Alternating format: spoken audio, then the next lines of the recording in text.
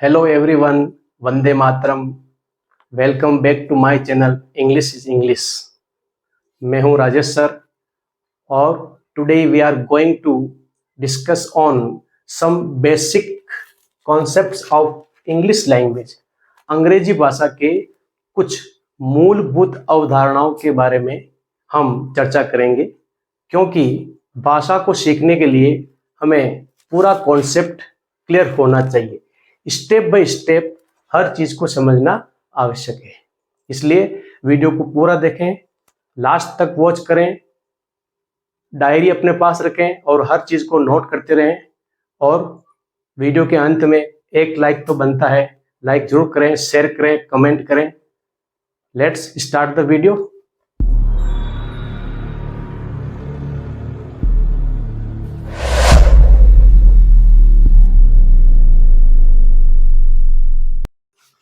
सबसे पहले हम बात करते हैं भाषा की सबसे छोटी इकाई, इसको कहते हैं लेटर। लेटर नहीं है, इसको पढ़ते समय how to pronounce it correctly. Letter इस प्रकार से पढ़ना है, लेटर नहीं पढ़ना है। तो लेटर किसको कहते हैं? अ रिटन और प्रिंटेड साइन, मतलब ऐसा कोई भी लिखा हुआ या छपा हुआ चिन्ह रिप्रेजेंटिंग अ साउंड, जो किसी ध्वनि को शो करता है, यूज्ड इन स्पीच, भाषा में। ऐसे लिखे हुए और छपे हुए चिन्ह को हम अक्सर कहते हैं लेटर कहते हैं। तो इंग्लिश में there are 26 letters in English alphabet, जिसके बारे में हमने पीछे वाले वीडियो में बात की थी कि 26 अक्षर जो हैं अंग्रेजी वर्णमाला के, उनका उच्चारण हम किस प्रकार से करते हैं। क्लास 2 में आज हम कुछ बेसिक कॉन्सेप्ट क्लियर कर रहे हैं। तो 26 लेटर जो हैं उनको 2 भागों में बांटा गया है। इस बात को आपने पहले से पढ़ रखा होगा कि देयर आर 5 वाउल्स, 5 स्वर होते हैं, और ए, ई, आई, ओ, यू।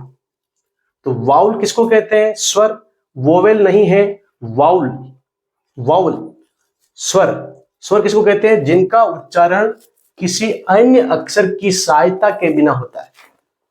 वाउल वो होता है जिसको स्वयं के उच्चारण के लिए किसी अन्य अक्षर की आवश्यकता नहीं होती। जैसे हमारे 5 जो स्वर हैं, इसको हम सेपरेटली इन सब की उच्चारण कर सकते हैं। इन सब का ए, ई, आई, औ, यू, इनमें दूसरा कोई भी व्यंजन वाला अक्षर शामिल नहीं है। देन बात करते हैं कॉन्सोनेंट, व्यंजन की। तो व्यंजन हमारे इंग्लिश में 21 है। तो कॉन्सोनेंट किनको कहते हैं? जिनका उच्चारण बिना स्वर की सहायता से नहीं किया जा सकता है। बिना स्वर की सहायता के उनका उच्चारण नहीं होता है, उनको कहते हैं व्यंजन। तो वो हमारे जो व्यंजन है वो 21 है। 21 कौन से हैं? इन 5 के अलावा, 5 जो वाउल है, स्वर है, उनके अलावा जो बाकी के बचे हुए जो लेटर हैं 21, वो सब व्यंजन होते हैं। नेक्स्ट बात करते हैं, एक नोट लिखा है मैंने, W और Y 2 अक्षर ये ऐसे हैं, 2 लेटर, इन दोनों का जो प्रयोग है स्वर और व्यंजन दोनों के रूप में इनको काम में लेते हैं। अंग्रेजी भाषा में ये दोनों ऐसे अक्षर हैं जिनका प्रयोग स्वर और व्यंजन दोनों ही रूप में होता है। नेक्स्ट नंबर 2 में आता है वर्ड। इसको थोड़ा लंबा बोलना है, वर्ड। और वर्ड का मतलब होता है शब्द। तो शब्द किसको कहते हैं? इसके ऊपर बात करते हैं।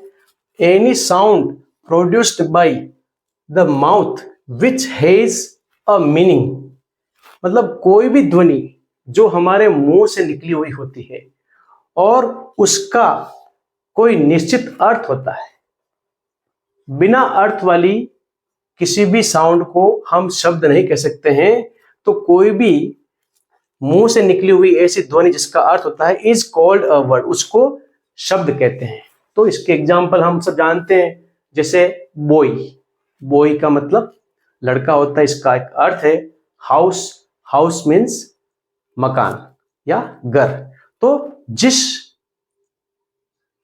ध्वनि का कोई अर्थ होता है उसे शब्द कहते हैं, वर्ड कहते हैं। देन बात करते हैं सिलेबल।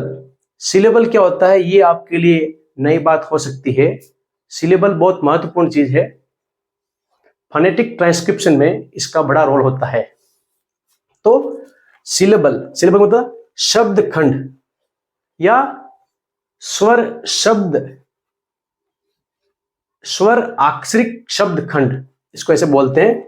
मतलब इसको, इसकी डेफिनेशन देखते हैं, किसी वर्ड उच्चारण करते समय, मतलब किसी भी वर्ड को उच्चारण करते समय उसका जितना भाग एक बार में बोला जाता है उसे सिलेबल कहते हैं। कोई भी शब्द होता है उसको हम एक बार में या एक ही झटके में जितना भाग उसका बोलते हैं उस शब्द का, उसको कहते हैं सिलेबल।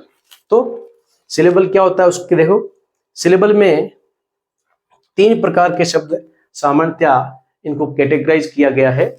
एक होता है एक सिलेबल वाले शब्द, 2 सिलेबल वाले शब्द और 2 से अधिक सिलेबल वाले शब्द। तो इसमें खास बात क्या है, एक सिलेबल वाला है जैसे मी, एक ही झटके में हम एक ही आवाज में बोल रहे हैं मी। गौ, इसको भी हम एक ही बार में बोल रहे हैं गौ। फिर आता है इट, इट एक ही साउंड में एक ही झटके में जिन शब्दों को हम बोलते हैं उनको कहते हैं मोनोसिलेबिक वर्ड्स, एक ही आवाज में। क्योंकि जितना भाग हम एक शब्द का एक बार में बोलते हैं उसको सिलेबल कहते हैं, तो ये इन सब में एक एक सिलेबल है। और नेक्स्ट आता है बाइसिलेबिक वर्ड्स, जो 2 सिलेबल वाले। जैसे इसमें देखो मदर, एक तो म और एक द, 2 इसमें सिलेबल हैं। मन की, मन की 2 भागों में हम बोल रहे हैं, जितने भाग में बोलते हैं उतने ही सिलेबल होते हैं। इसमें हमारे 2 भाग है म द, इसमें मन की, इसमें 2 भाग है, इसलिए 2 सिलेबल वाले शब्द। नंबर 3 में आता है 2 से अधिक सिलेबल वाले शब्द, जैसे ब्यूटीफुल, इसमें 3 सिलेबल आ रहे हैं। ब्यूटीफुल, ब्यूटीफुल नहीं है, ब्यूटीफुल होता है इससे। फिर देखो डेमोक्रेसी, डेमोक्रेसी इसमें 4 सिलेबल हैं, डेमोक्रेसी। इस प्रकार से जिस शब्द के जितने अधिक भाग होते हैं, अलग अलग भागों में हम बांट कर उसको बोलते हैं, वो उतने ही सिलेबल वाला शब्द होता है। तो ये एक सामान्य चर्चा है। अगला लेते हैं पॉइंट, नेक्स्ट 4th पॉइंट। इस पॉइंट में 4th पॉइंट में हम बात करने वाले हैं फ्रेज। फ्रेज का मतलब समझते हैं, इसको शब्द समूह भी कहते हैं या वाक्य खंड कहते हैं। किसी वाक्य का एक खंड होता है या कुछ शब्दों का समूह। क्या है डेफिनेशन इसकी, अ ग्रुप ऑफ वर्ड्स, ऐसे शब्दों का समूह विच मेक्स सेंस, जिसका कोई अर्थ होता है, बट नॉट कंप्लीट सेंस, लेकिन उसका पूर्ण अर्थ नहीं होता है, इज कॉल्ड अ फ्रेज, उसको फ्रेज कहते हैं। शब्द खंड उसको कहते हैं, शब्द समूह उसको कहते हैं जिसका कोई पूर्ण अर्थ नहीं होता है। जैसे एग्जाम्पल देखते हैं, इन द कॉर्नर, कोने में, इसका अर्थ तो है, और 1 2 3 वर्ड मिलकर के इसको एक ग्रुप बना रहे हैं और इसका अर्थ है कोने में, लेकिन इसका पूर्ण अर्थ नहीं है वाक्य के रूप में। यह शब्दों का समूह है। विद अ स्टिक, लकड़ी के साथ, तो यह भी एक ग्रुप ऑफ वर्ड्स है। तो ग्रुप ऑफ वर्ड्स जो होता है, शब्दों का समूह होता है और जिसका अर्थ होता है लेकिन पूर्ण अर्थ नहीं होता है, उसे फ्रेज कहते हैं। देन नंबर 5 पर आता है सेंटेंस। सेंटेंस के अंदर, सेंटेंस को वाक्य कहते हैं हिंदी में, और वाक्य क्या होता है उसकी देखते हैं definition. A group of words, ऐसे शब्दों का समूह, विच मेक्स कंप्लीट सेंस, जो पूर्ण अर्थ देता है, इज कॉल्ड अ सेंटेंस, उसको वाक्य कहते हैं। मतलब शब्दों का समूह हो और वो पूर्ण अर्थ देता हो, जो बिल्कुल पूरा वाक्य हो और सार्थक हो, उसे सेंटेंस कहते हैं। एग्जाम्पल देखते हैं। ही रन्स फास्ट, वह तेज दौड़ता है। हालांकि इसमें सेंटेंस के ऊपर हम बाद में और भी बात करेंगे, क्योंकि सेंटेंस के कितने भाग होते हैं और how many types of sentences, ये एक अलग टॉपिक है, उस पर डिटेल में बाद में बात करेंगे। वह तेज दौड़ता है, ये 1 2 3 शब्दों का समूह है और साथ में सब्जेक्ट है और साथ में प्रेडिकेट है। इसलिए सेंटेंस ये भी शब्दों का समूह है, लेकिन एक निश्चित फॉर्मूले, एक निश्चित सूत्र में बना हुआ है। अंग्रेजी का जो सूत्र होता है सब्जेक्ट वर्ब ऑब्जेक्ट, उसके आधार पे Reena is reading a book now, Reena अभी एक पुस्तक पढ़ रही है। तो यह भी शब्दों का समूह है, लेकिन पूर्ण वाक्य का अर्थ देती है, इसलिए पूरा वाक्य है, अपना आप में सेंटेंस है। तो दोनों में डिफरेंस समझना है, फ्रेज और सेंटेंस में। फ्रेज में कुछ शब्दों का समूह अर्थ तो देता है, लेकिन पूर्ण अर्थ नहीं देता है। सेंटेंस में शब्दों का समूह है, लेकिन बिल्कुल उसमें कर्ता और विधेय, सब्जेक्ट और प्रेडिकेट होता है, और वह पंक्ति पूरा अर्थ देती है, सार्थक होता है, उसे सेंटेंस कहते हैं। आई होप टॉपिक क्लियर हो गया होगा, और 5 बातें हमने आज सीखी। पांचों बातें, पांचों concept should be clear in your mind. अंग्रेजी को सीखने के लिए हमें स्टेप बाय स्टेप आगे चलना होगा, ताकि हम 0 लेवल से इंग्लिश सीख सकें। ओके, मिलते हैं नेक्स्ट वीडियो में। Thank you very much.